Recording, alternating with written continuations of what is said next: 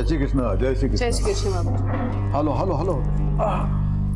ओहो, ये घड़ी है, घड़ियाल नहीं जो इसमें नजरे गड़ाए बैठे। चैन से नाश्ता तो करी लो ना તમે। बाबूजी, ये ऑटो वाला तो गयो गया, और लेकिन उसको रोक के रखने के लिए बोला था ना, तो नीरज को डिलीवरी लेके भेजने गए। आज का दिन ही खराब है, जा यहाँ से जा।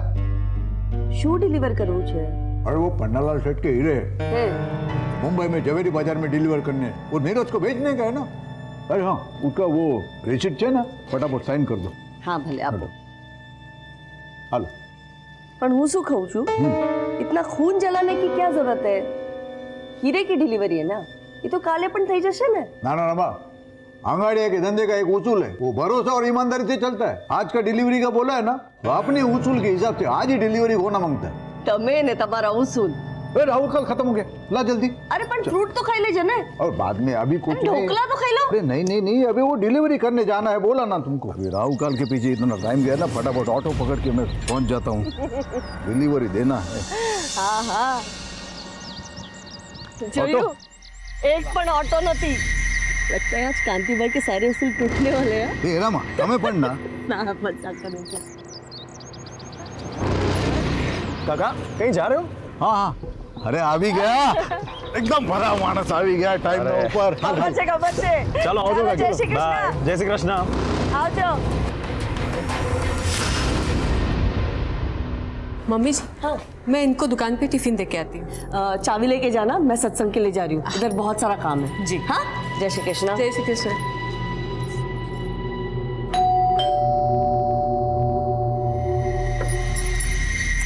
अरे हेतल, जय श्री कृष्ण मम्मी जी। कितनी देर लगा दी तूने? मम्मी जी मैं तो पहले ही आ गई थी, बस बाबूजी के जाने का इंतजार कर रही थी। सब छोड़, डॉक्टर ने क्या बोला? माँ जी डॉक्टर ने कुछ और टेस्ट कराने के लिए बोले हैं, थोड़े और पैसे लगेंगे। કેટલા જોઈએ છે? करीब 5000। आले। थैंक यू मम्मी जी। पागल। बस बस बस बस, बहुत बहुत धन्यवाद। भले भले। चलो आओ जो काका, મળીએ। हेलो, પહોંચી ગયા? हाँ पहुंच गया। हाँ नीरज हवे निकली जासे, बहुत आगे नहीं ट्रेन से। जय कृष्ण हार्दिक। जय श्री कृष्ण काका। जय कृष्ण। जय श्री कृष्ण।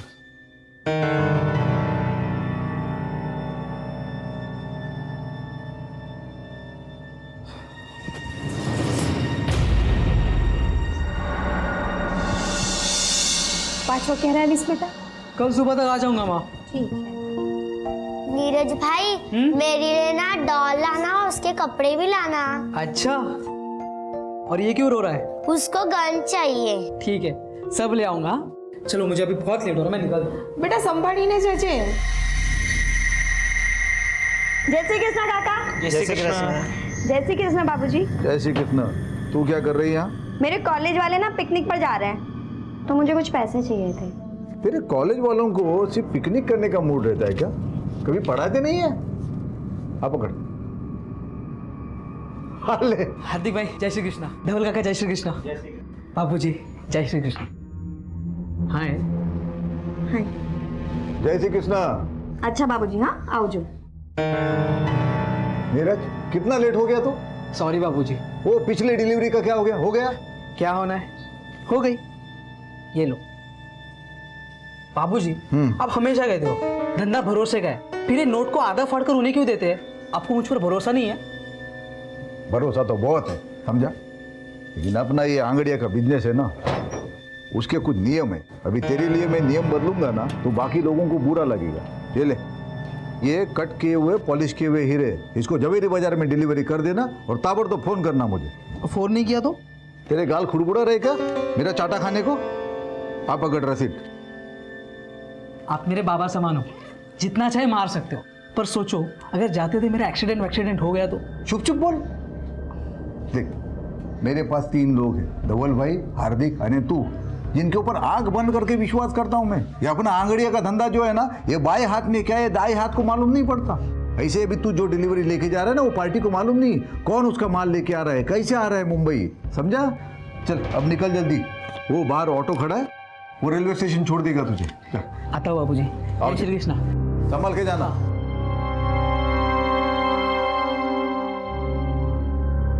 काका सूरज स्टेशन लेके चलो। हाँ ठीक से। एक काम करो, ट्रेन के लिए बहुत टाइम है। हाँ आप नवागाम लेके चलो। अच्छा ठीक से। हाँ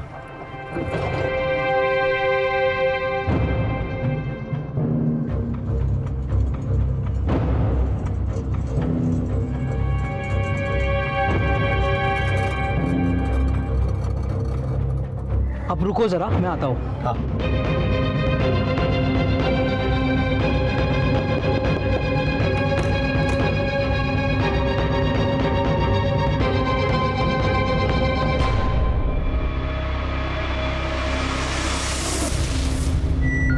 भैया सूरज स्टेशन लेना।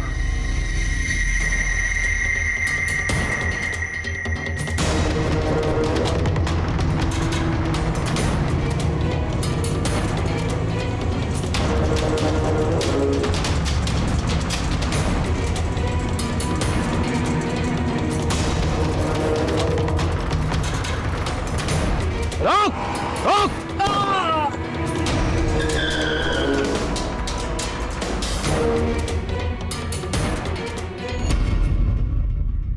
भरोसा एक छोटा सा शब्द है, पर इस छोटे से शब्द पर पूरी जिंदगी टिकी हुई है। जब किसी का भरोसा डगमगाता है तो उसकी पूरी दुनिया हिल जाती है। नमस्कार, मैं सीनियर इंस्पेक्टर संजय बरोत और स्वागत है आपका क्राइम पेट्रोल दस्तक में। कांति सेठ एक आंगड़िया था, उसका पूरा धंधा भरोसे पर टिका हुआ था। लेकिन नीरज की हत्या से यह साफ हो गया कि कोई उन्हें धोखा देने की कोशिश कर रहा था, या फिर कोई और ही था जो यह खेल खेल रहा था।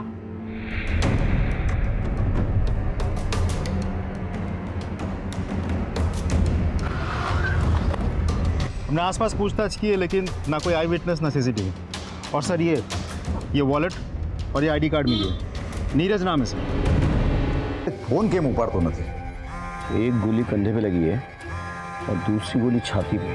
राइट सर, इसका मतलब हमला करने वाला इसे जान से ही मारना चाहता था। किसका फोन बज रहा है? चेक करो इधर। हाँ, स्पीकर पे डाल। हाँ नीरज, अरे क्या छे तू, फोन क्यों नहीं उठा रहा है? हेलो, कौन बोल रहे हैं? तमें कौन? मैं सीनियर इंस्पेक्टर संजय बरोत बोल रहा हूँ। देखिए मैं नीरज का सेठ बोल रहा हूँ। वो मेरे पास आंगड़िया में काम करता है। वो डिलीवरी के लिए लेके निकला है मुंबई के लिए। अभी किधर है वो? I'm sorry, उसका खून हो चुका है। खून? नीरज किसके साथ निकला था? वो अकेले निकला था साहब, रिक्शा लेके। ठीक है, आप एक काम कीजिए, आप भगवती नगर पुलिस स्टेशन आ जाइए फौरन।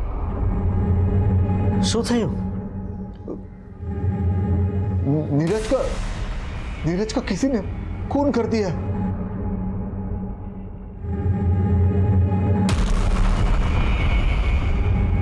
अजय सर, आगे सीसीटीवी चेक करो आप। हाँ? और जरा लोगों से पूछताछ करो, और इस ऑटो का जो रजिस्ट्रेशन नंबर है ना, उसके डिटेल्स निकालो, पता करो इसका मालिक कौन है और चलाने वाला कौन है। सर चलो। पांड्या देखो आसपास। सर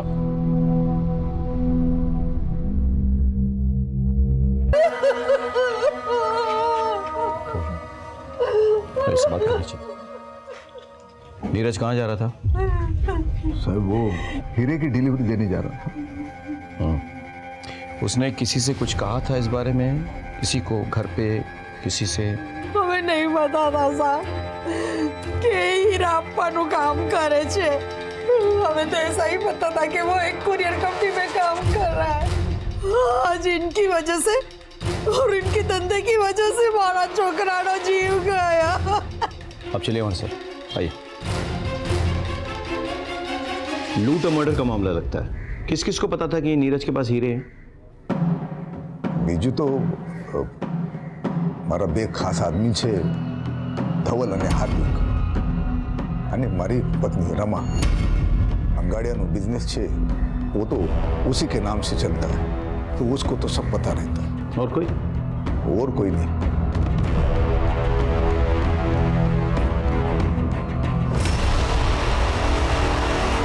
नहीं सर, हमने किसी को नहीं बताया। हमें शू काम कोई ने बताविए? नहीं सर, कोई नहीं, पण नहीं। हाँ साहब, इन लोगों ने कुछ नहीं किया। अब इतना भरोसा कैसे कर सकते हैं? अब ये हमारा धंधा जो है वो भरोसे और ईमानदारी पे ही चलता है। ये धवल भाई, हार्दिक हमारे पास बहुत सालों से काम कर रहे हैं, तो इनके ऊपर तो आंख बंद करके विश्वास करते हैं। आंख बंद करके चलने से ठोकर लग सकती है, याद रखिए।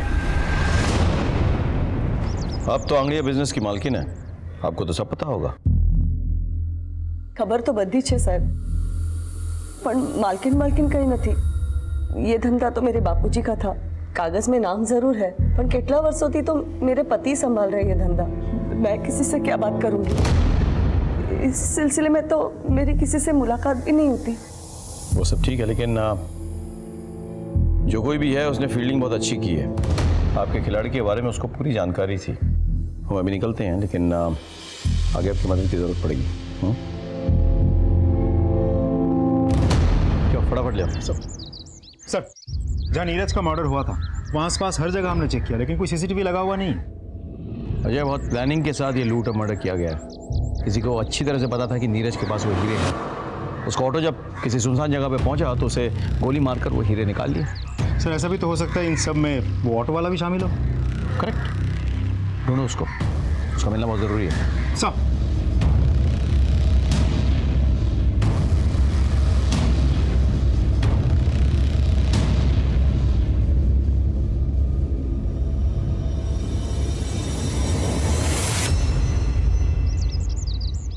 अरे ऐसे पैसे का क्या मोल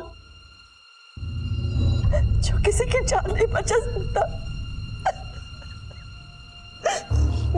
हमें बस इसके बाद आप अंगड़िया का धंधा नहीं करेंगे।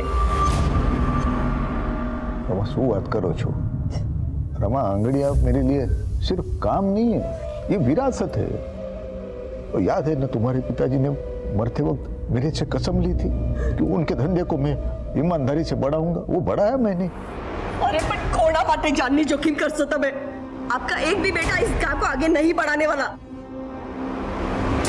बेटे नहीं आने वाले तो अब हमारी शू गलती है? मैंने कोशिश की थी बड़े बेटे को धंधे में लाने की। क्या किया उसने? गपला किया, नाम खराब किया मेरा। आस्तीन का सांप निकला वो। पर હું મારા નાના દીકરાને આ ધંધામાં नहीं लाવીશ। ये धंधा मेरे नाम पे है ना, तो धीरे धीरे ये धंधा मैं धवल और हार्दिक को सौंप दूंगी। पर इस धंधे की मनुष्यत मैं इस घर में नहीं आने दूंगी। मेरे को मेरा पैसा चाहिए। मारा हीरो शू? अरे मेरे 25 लाख का क्या होगा? शर्म नहीं आती पन्नालाल से पैसा मांगते हो? तुम्हारे हीरो के चक्कर में मेरा आदमी मारा गया। मेरे को मेरा पैसा चाहिए किसी भी तरह से, नहीं तो उसके बाद में जो होगा मेरी कोई जवाबदारी नहीं होगी।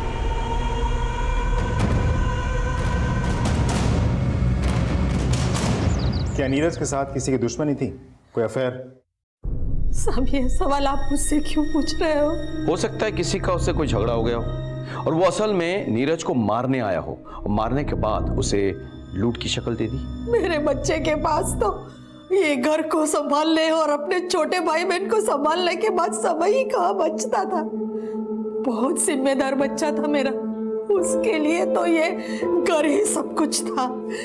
इंस्पेक्टर साहब, तुमने एक महान ही सौगंध है। इंसाफ दिलाइए साहब, मेरे बच्चे को इंसाफ दिलाइए।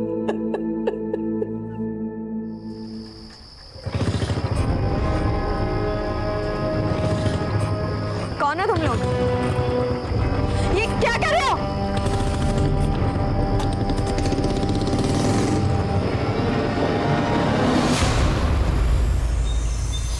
सर, जिस ऑटो में नीरज जा रहा था उसके ड्राइवर के बारे में पता चल गया है। वो अपने एक रिश्तेदार के घर में छुपा हुआ है। उठा के लाओ उसे। सर, रमा, तूने हीरो की डिलीवरी के बारे में किसी को कुछ बताया था? वैसे तो किसी के साथ बात नहीं की। याद करो। हाँ, ये दिवसे हेतल आवेले घरे ने, शायद मुंह से कुछ निकल गया होगा। आज तो इतना परेशान थे, एक अर्जेंट डिलीवरी थी उनकी। श्रीनाथ जी, तो तुम शामिल थे इन सब में?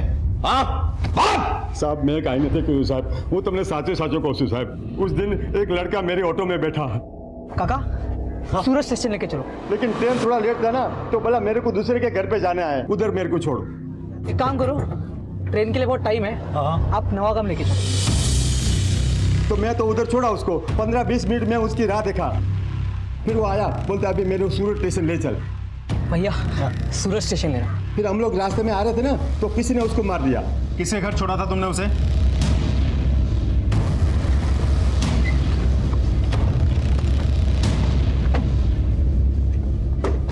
आप नीरज को जानती हैं? हाँ जी सर, बचपन से जानते हैं एक दूसरे को हम। वो कल आपसे मिलने आया था। आया था सर। उसकी बदकिस्मती थी कि मुझसे मिलकर जाने के बाद किसी ने उसकी जान ले ली। काश कि वो यहाँ ना आया होता, सीधा स्टेशन चला जाता तो बच जाता सर। वो क्यों मिलने आया था कल आपसे? सर वो मुंबई जा रहा था, मेरा मायका भी मुंबई में ही है, तो बस पूछने आया था कि घर वालों के लिए कुछ सामान लेकर जाना है या वहां से कुछ लाना है। कांति सेठ को जानती हैं आप? वो मेरे ससुर जी है, मैं उनकी बड़ी बहू हूँ।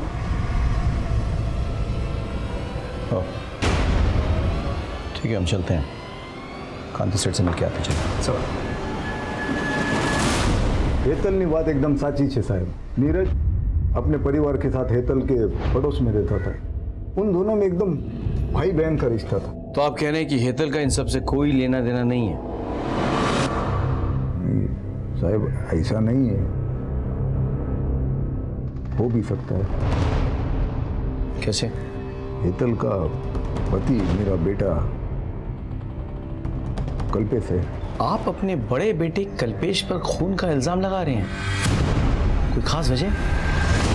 सूखी दो। पापा मैं सारा कैश लेकर जा रहा था और रास्ते में मुझे गुंडे ने पकड़ लिया। मैंने बहु मारी पापा, और सारा पैसा भी लेकर गया वो। सर मुझे तो कल्पेश की बात पे बिल्कुल विश्वास नहीं था, और फिर एक दिन मैंने उसको जुआ खेलते हुए पकड़ा। पापा हाँ पूछे, झूठ बोला तुम्हारे साथ है? हाँ आप पैसा भाड़ा मेहनत ना पैसा छे, अपना धंधा ना पैसा छे, और अपना धंधा भरोसे पे चलता है। लोगों का भरोसा तोड़ के बाप का नाम मिट्टी में मिलाना चाहता है तू। आज से तारा मारा रिश्ता खत्म।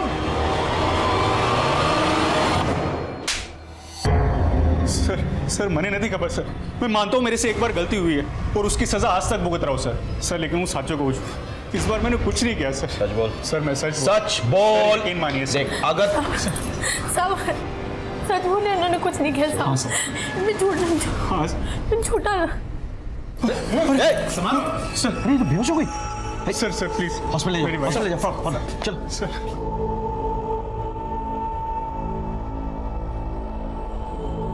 इनका कोई रिश्तेदार है यहाँ पे? नहीं, फिलहाल तो अभी कोई नहीं है। वैसे हुआ क्या डॉक्टर साहब? ये माँ बनने वाली है।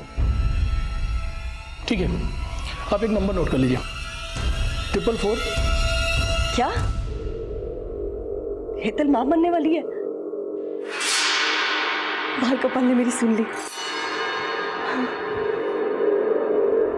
वकील साहब, कल्पेश की जल्द से जल्द जमानत करवा दो। पैसे की चिंता मत करो, जितने लगेंगे मैं सब दूंगी। माँ, वो कल्पेश भाई बाहर खड़े हैं। थैंक यू सो मच माँ, thank you so much. Thank you मने नहीं, अपने बीवी को बोल, माँ बनने वाली है वो। अगर अपनी जिम्मेदारी का जरा भी ख्याल है ना तुझे, तो जाके पहले उसका ख्याल रखना। ठीक है माँ।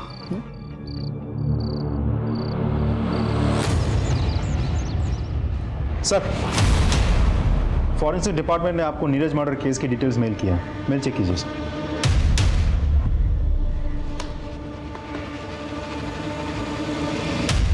इस रिपोर्ट के मुताबिक नीरज को 2 अलग अलग गन से शूट किया गया था। पहली गोली जो उसके शोल्डर पे लगी थी, एक रिवॉल्वर से शूट किया गया था, और दूसरी गोली जिससे उसकी जान गई थी वो एक .22 कैलिबर पिस्टल से निकली थी, उसे पॉइंट ब्लैंक रेंज पे शूट किया गया था। यानी क्लियर है सर, लेकिन एक मामूली से अंगाड़ी या कुरियर वाले लड़के को मारने के लिए 2 गन्स का इस्तेमाल किया गया है। बात कुछ हजम नहीं हुई सर। रमा तूने कल्पेश की जमानत करवाई? हाँ। क्यों? तुमको पता है ना वो कैसा है? खुद जो भी है, जैसा भी है, हमारा छोकरो छे। और आपने पुलिस के आगे उसका नाम लिया ही कैसे? बहुत सही किया है, लेकिन तुमने उसकी जमानत करके बहुत गलत किया। गलती मैंने नहीं, तुमने की है। छोटी सी गलती के लिए मारा डिकरा ने घर से बाहर निकाल दिया। वो जुआ खेलने के लिए मेरे बिजनेस का पैसा चुराया उसने, छोटी सी गलती है। बिजनेस तमारो नहीं, मारो छे। और अगर बच्चे गलती करते हैं ना, तो माँ बाप उसे सुधारते हैं। रमा कल पे एक बच्चा नहीं है। तो मैं क्या करती? उसको लॉकअप में रखती, उसके बीबी को अकेला छोड़ती।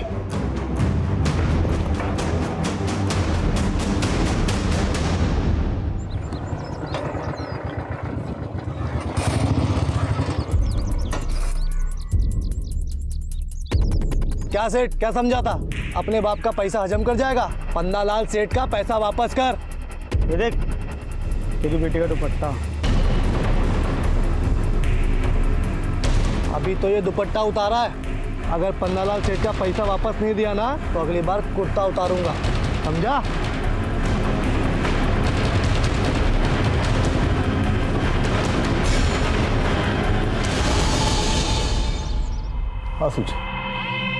हाँ सूझे अंदर चल।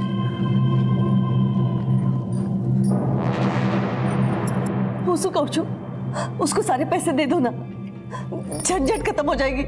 आखिर अपने बेटी का सवाल है। ये पन्नालाल की धमकियों से डर के मैं अपने धंधे के उसूल नहीं बदलूंगा, कभी नहीं।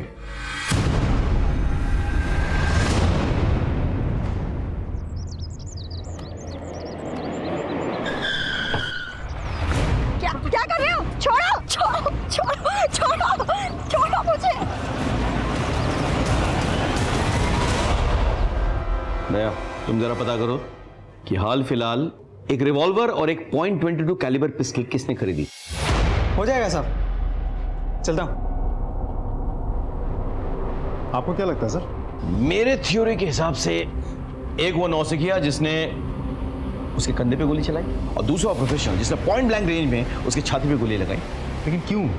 तुम्हें क्राइम सीन याद है सर? नीरज की बॉडी, उसकी शर्ट के बटन्स किस तरह से खुले हुए थे?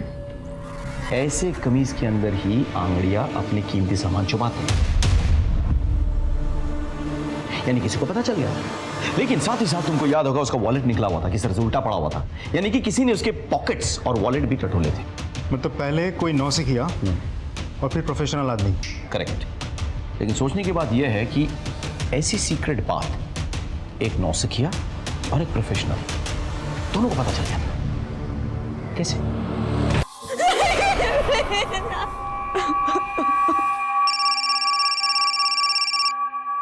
सुगांधी सेठ, तेरे को क्या लगा मैं सिर्फ भौंकने वाला कुत्ता हूँ? अरे पन्नालाल सेठ नाम है मेरा, मैं भौंकता भी हूँ और काटता भी हूँ। अगर तूने मेरे पैसे नहीं दिए ना तो ये सिर्फ ट्रेलर था, मैं तुझे पूरा पिक्चर बना के दूंगा, समझा क्या? हेलो हेलो सुदेव, पन्नालाल सेठ की इतनी हिम्मत? मैं अभी पुलिस को फोन करता हूँ। सामने हमारी बात बस करो, उसे पैसे चाहिए ना, आप ही दो इन्हें पैसा। लेकिन रमा, मेरे मेरे नाम पे जो जमीन है ना उसे बेच दो, उसको मुंह पे फेंक के आओ पैसे। मेरे लिए मेरी बेटी से बढ़कर और कुछ नहीं है।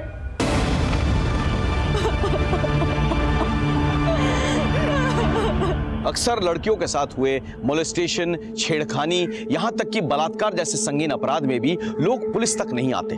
यह सरासर गलत है।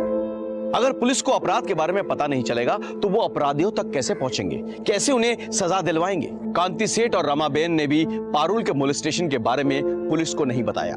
उधर नीरज के मर्डर केस में किसी के खिलाफ हमें कोई सबूत नहीं मिल रहा था। हम इन्हीं चीजों में उलझे हुए थे कि अचानक कुछ ऐसा घटा जिसने इस केस की दिशा पलट दी।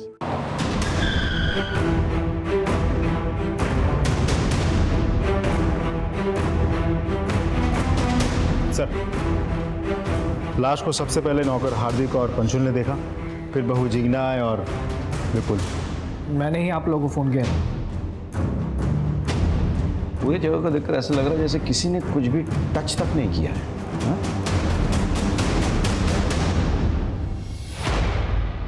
मौत तो गला दबाने से हुई है। और घर पे कोई फोर्स एंट्री भी नहीं हुई सर? यानी कि जो भी आया था वो पहचान वाला था, तभी दरवाजा खोला गया था। घर में कुछ मिसिंग है? जी सर, 15 लाख रुपए। 15 लाख कैश? घर में क्या कर रहा था?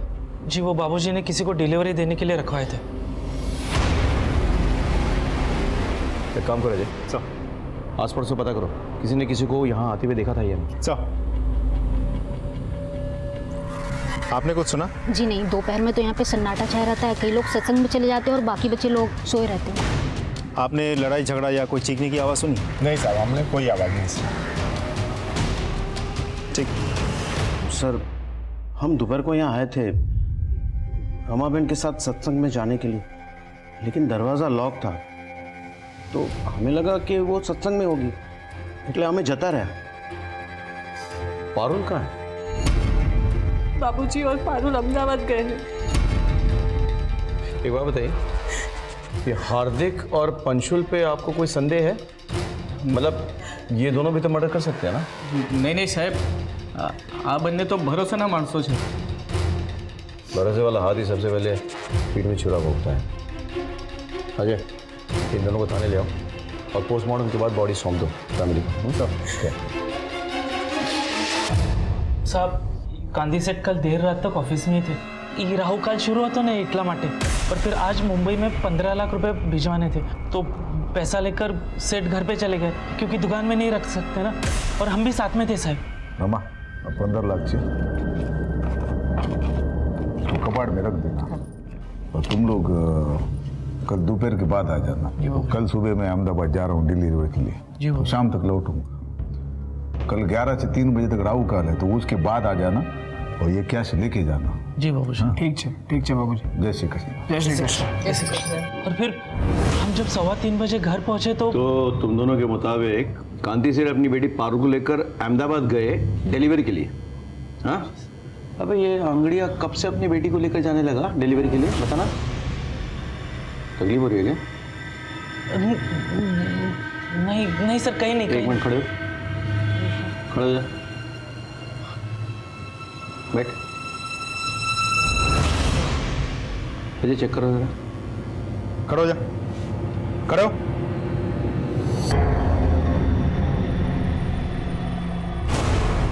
क्या है ये? सर, ये कहाँ से है? सर गांधी सेठ ने दिया था। बाबूजी बंदूक? खबर से मने, अपने धंधे में आज तक हमने गन वन कभी रखा नहीं था, लेकिन तुमने देखा ना नीरज के साथ क्या हो गया। सेठ ने दिया था? सच में सर? हाँ, इलीगल आर्म्स लेके घूमते हो? हो सकता है 15 लाख की लालच में रमाबेन की हत्या तुम दोनों ने की हो। नहीं सर, हमने। अजय, बंदूक जब्त करो, ठीक से पूछताछ करो। चल सर, कुछ नहीं किया।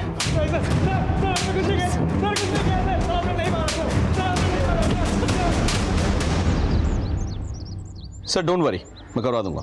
ओके सर, दोनों को रात भर बहुत तोड़ा, लेकिन दोनों के दोनों एक ही रट लगाए बैठे हैं। हमने रमाबेन को नहीं मारा। सर कांति सेठ अपने घर पहुंच गया। अजय, काम करो, हार्दिक के पिस्तौल को फॉरेंसिक के पास भेजो, चेक करवाओ कि कहीं ये वही पिस्तौल तो नहीं जिससे नीरज को गोली मारी गई थी। Can you do that? Sir, okay, sure. आपको किसी पे शक? नहीं सर। 15 लाख की लूट हुई है। आपको नोटों के सीरियल नंबर्स कुछ पता है? जी, ये नोट के नंबर हम लिख के रखते हैं, वो धवल भाई को पता है। Serial number? 1 minute sir. हाँ, ये रहा। B325 थी G927। ये पैसे आपने दिए थे डिलीवरी के लिए? हाँ सर, हमने दिए। इसी सीरियल नंबर के नोट्स थे? Yes sir. Serial number confirm कर लिया है, इसी नंबर के नोट्स थे। गुड।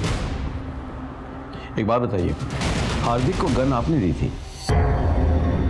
जी। कहाँ से मिली है गन आपको? एक आदमी है, वो सप्लाई करता है। कौन आदमी? सलाउद्दीन। सलाउद्दीन के बारे में पता करो, और इन नोटों के जो सीरियल नंबर्स हैं ये हर जगह सर्कुलेट करो। सर, आप अहमदाबाद गए थे ना डिलीवरी के लिए? अपने साथ अपनी बेटी पारुल को क्यों लेके गए थे आप? वो उसके बुआ के घर छोड़ने गया था अहमदाबाद में। कोई खास वजह? मैं आपसे कुछ पूछ रहा हूँ।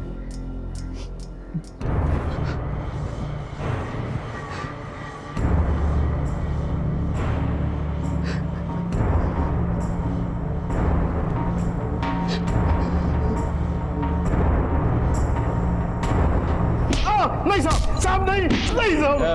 बस इधर निकाल। वो कांति सेठ मेरा पैसा नहीं दे रहा था साहब, तो वो तो डरावा माटे थोड़ा। और उसके बाद तूने रमाबेन को मार डाला? नहीं साहब नहीं, मैंने रमाबेन को नहीं मारा साहब। नहीं मारा तूने? नहीं मारा। इसकी इतनी धुलाई करो कि इसके मन का मैल धुल जाए। नहीं साहब नहीं, छोड़ दो साहब, छोड़। सर हमने सलाउद्दीन के अड्डे पर छापा मारा, लेकिन वो फरार है। अड्डे पर कोई नहीं मिला सर। सर रमाबेन की पोस्टमार्टम रिपोर्ट आ गई है। सर उसे गला दबा के मारा गया था और गला दबाने के बाद उंगलियों के निशान भी मिटा दिया गया था। सर एक बात तो साफ है, जिस तरीके से गला दबाया गया है वो देख के तो लगता है मारने वाला कोई प्रोफेशनल नहीं था।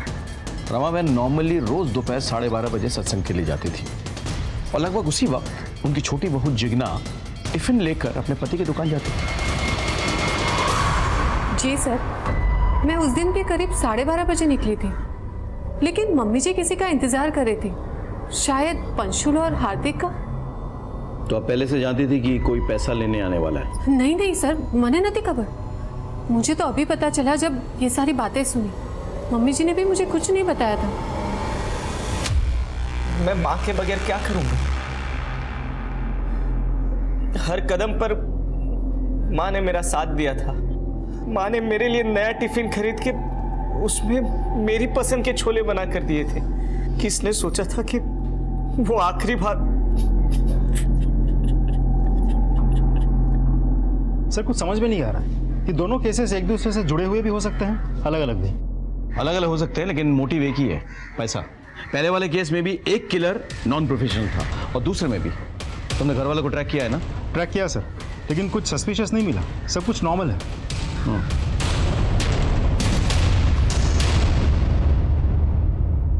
सर आपका शक सही था।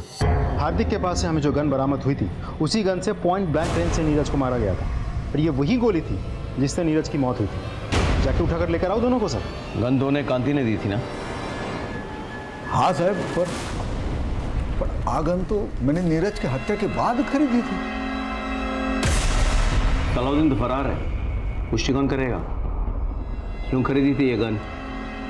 तब वो नीरज की हत्या के बाद वो मन में डर बैठ गया था, इसलिए। ठीक है, अभी आप जा सकते हैं, लेकिन हम आप पे नजर रखेंगे। भागने की कोशिश मत कीजिएगा। जी सर।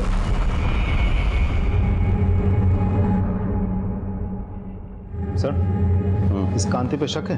अजय, हमारे प्रोफेशन में शक करना कोई गुनाह नहीं है, बल्कि शक ना करना गुनाह है। कई बार जिस पे हमें शक ना हो वो असली अपराधी साबित हो चुका है। सर पन्नालाल का वकील हाईकोर्ट से बेल पेपर लेकर गया। जाने दो उसे, लेकिन उसमें नजर रखना और कॉल रिकॉर्ड चेक करना। सर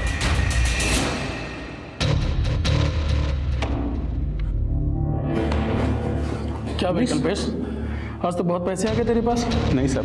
लेके चलो इसको।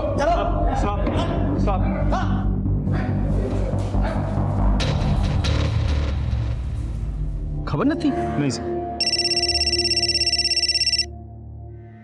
हाँ बोलो। सर हमने एक जुए के अड्डे पर छापा मारा है। यहाँ पर हमें उसी सीरीज के नोट्स मिले हैं जो कांति सेठ के घर से गायब हुए थे। सारे जुआरी पकड़े गए? Yes sir. सबको उठा के ले आओ और अड्डे के मालिक को भी ले आओ। ठीक है सर।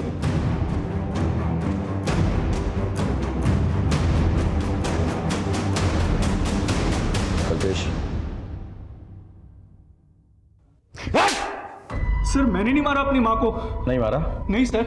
ये पैसे कहाँ से मिले? पैसे ये सीरियल नंबर चेक किए जा चुके हैं। बोल। सर ये तो वो पैसे जो माँ ने हितल को दिए थे सर, और हितल ने मुझे दिए। अच्छा? हाँ सर, सच कह रहा हूँ। हितल को बुलाओ, लेके आओ उसको। जी ये सच बोल रहे हैं। मैं गई थी उस दिन माँ जी के घर। अरे वाह चिकना, बड़ी अच्छी खुशबू आ रही है। कड़ी बना रही हूँ। अच्छा मम्मी जी कहाँ है? हाँ, जय श्री कृष्ण मम्मी जी। હેતલ બેટા કેમ છે? સારું છે મમ્મી। ને તબિયત તારી? नहीं मम्मी, एक्चुअली डॉक्टर ने कुछ टेस्ट करवाने के लिए बोले हैं, तो थोड़े पैसे चाहिए थे। कितना जोइज? 25,000। 25,000 तो नहीं है मेरे पास। एक मिनट, तू અહીંયા ચૂકી રહે। हाँ आउट છું।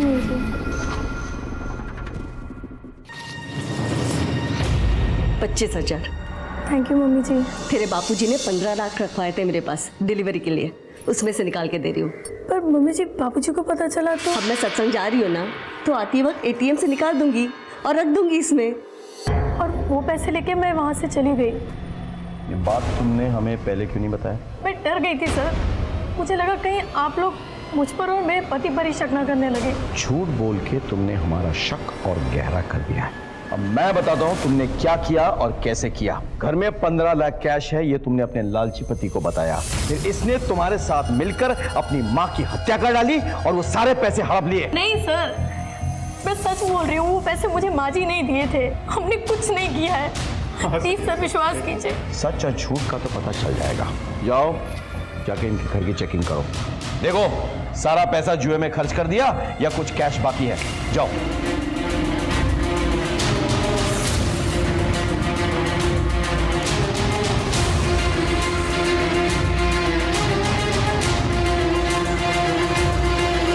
सर यहाँ तो पैसे नहीं मिले सर। ठीक है तो वापस आ जाओ।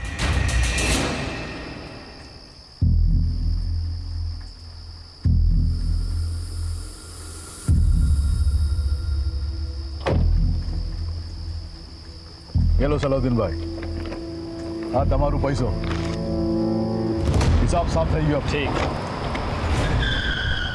એ ભાઈલા पुलिस पकड़ो से।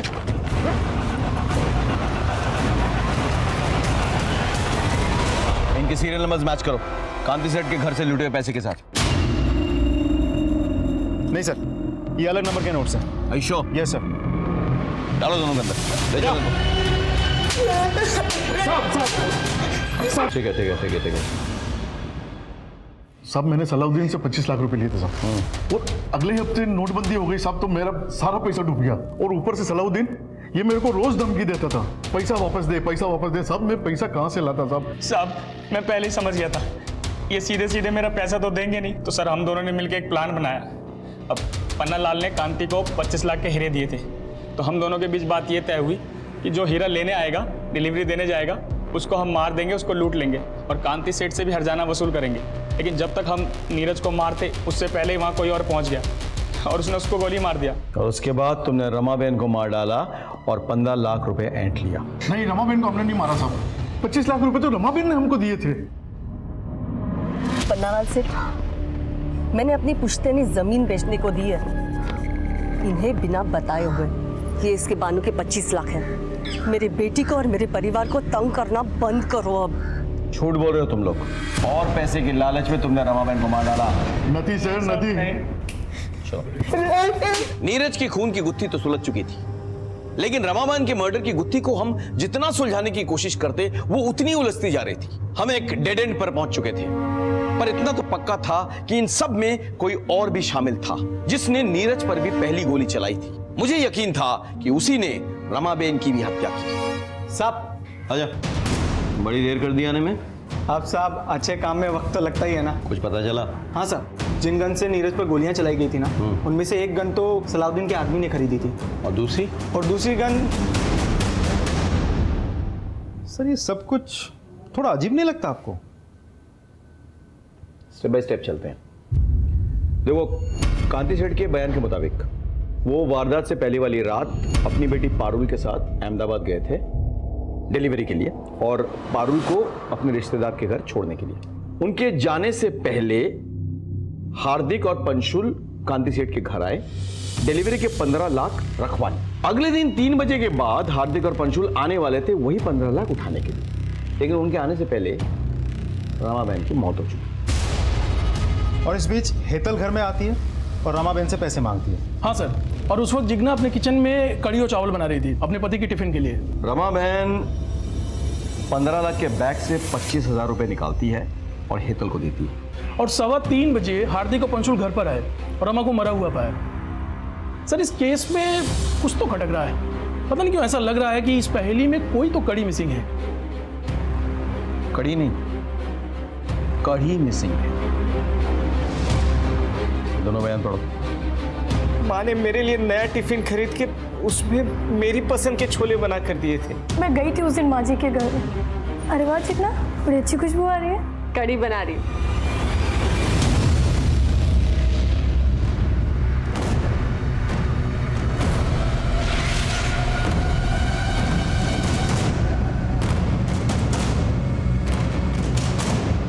अपने आप सब कुछ उगलोगे या पुलिस वाला तरीका अपनाएं? मम्मी जी हर दोपहर को सत्संग के लिए चली जाती थी, तो विपुल को लंच देके जब मैं वापस घर आती थी तो कमलेश को भी बुला लेती थी। हम एक दूसरे से प्यार करने लगे थे, भागना चाहते थे एक साथ, पर हमें पैसे चाहिए थे। मैंने मम्मी जी को बाबूजी के साथ हीरो की डिलीवरी के बारे में बात करते सुन लिया था। मैंने कमलेश को बताया। और सर, मैंने प्लान बनाया, मैं उस आदमी को बीच रास्ते में लूट लूंगा। उसके लिए मैंने एक बंदूक का भी तामझाम किया था। और रमाबेन को क्यों मारा? मैंने कुछ नहीं किया सर, कसम से। मैं जानती थी कि घर में कुछ कैश है। तेरे बापूजी ने 15 लाख रखे थे मेरे पास डिलीवरी के लिए। जैसे ही मम्मी जी सत्संग के लिए निकले, मैंने कमलेश को फोन किया। हम लोग कैश लेके निकलने ही वाले थे कि मम्मी जी वापस आ गए। मम्मी, क्या चल रहा है सब? मम्मी जी,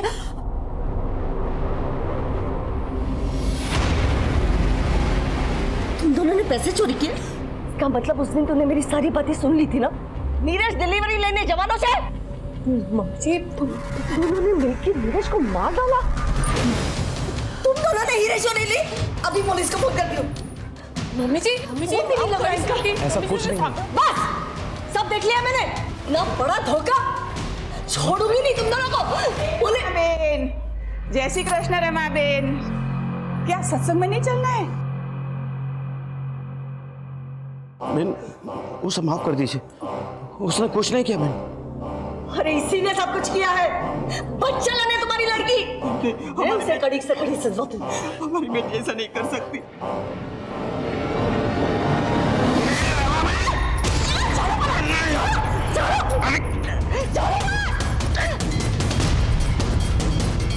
जिग्ना, तुम अभी घर पे मत आना।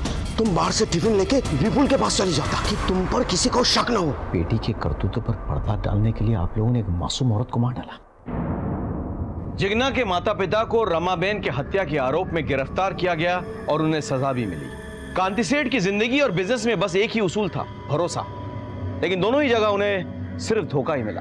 पन्नालाल ने सलाउद्दीन के साथ मिलकर नीरज की हत्या की और कांति सेठ को बिजनेस में धोखा दिया। वहीं जिग्ना की वजह से रमाबेन की जान चली गई। लेकिन सवाल यह उठता है कि क्या कांति सेठ और रमाबेन को इस बात की जरा भी दस्तक नहीं मिली? मैं सीनियर इंस्पेक्टर संजय बरोत आपसे विदा लेता हूं। फिर मिलेंगे एक नए केस के साथ। तब तक सतर्क रहिए और देखते रहिए क्राइम पेट्रोल दस्तक। मकसद बताना नहीं बल्कि बचाना है। जय हिंद।